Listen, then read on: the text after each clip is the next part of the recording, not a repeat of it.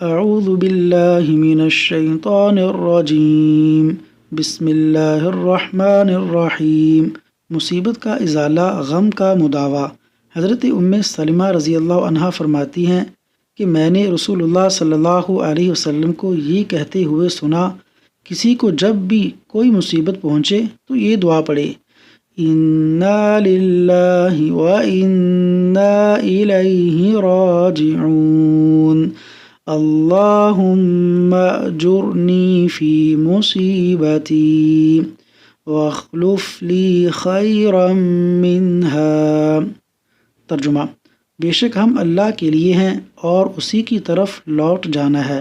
اے اللہ، مجھے مصیبت سے بچانا اور میرے لیے اس سے بہتر چیز مقدر کرنا۔